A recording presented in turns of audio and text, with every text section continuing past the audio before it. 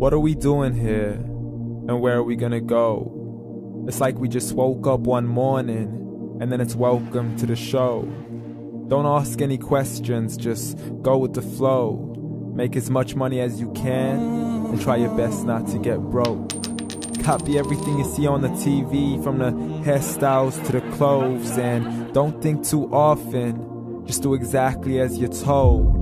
And if you ever get confused, then just turn towards the alcohol. You'll still hear your thoughts, then just turn up the radio as you learn to live a lifestyle of drugs, sex, and rock and roll. But in all honesty, I just need to know, is there more to the cycle than growing and getting old? Living and dying just to leave behind a happy home and a whole lot of property that somebody else is going to own.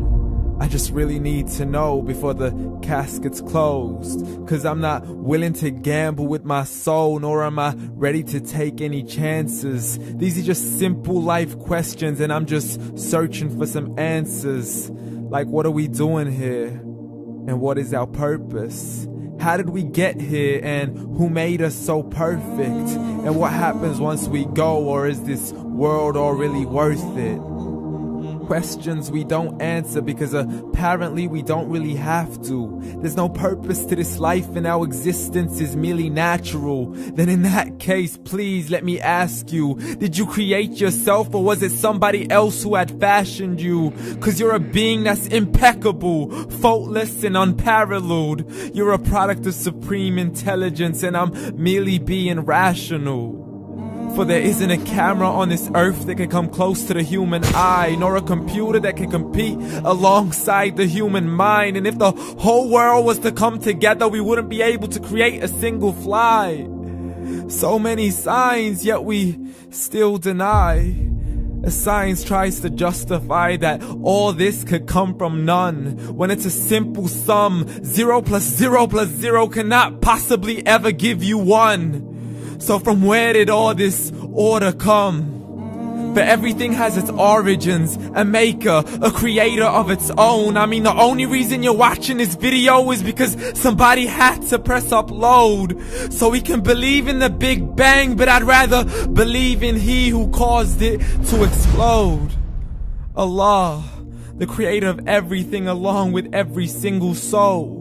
The ever-living, the master, the only one who is in control. Unlike his creation, beyond our imagination. And no, he's not a man, nor does he have any partners in association. He's on his own. And no, he did not ever leave us alone.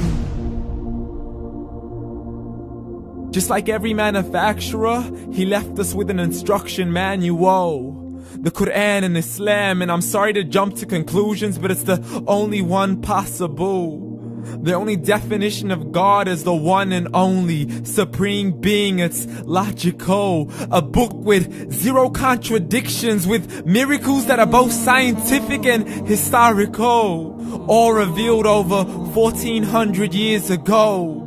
Like the detailed description of the human embryo. The descriptions of the human embryo in the Quran cannot be based on scientific knowledge in the 7th century. To the mountains as pegs holding firm the earth below, and the 2 seas that don't mix in a complete separate flow. To the planets in orbit, alternating night and day as they stay in flow. The expansion of the universe and the creation of everything from H2O. To the stories of the past and the preservation of Pharaoh. To identifying the lowest point in the land where Persia defeated Rome. The gushing fluid that created man in the glands between the ribs and the backbone. And not a word has changed, it's still the same. So please explain how all this was known over 1400 years ago. To a man who couldn't read or write, as he would recite whatever the angels spoke.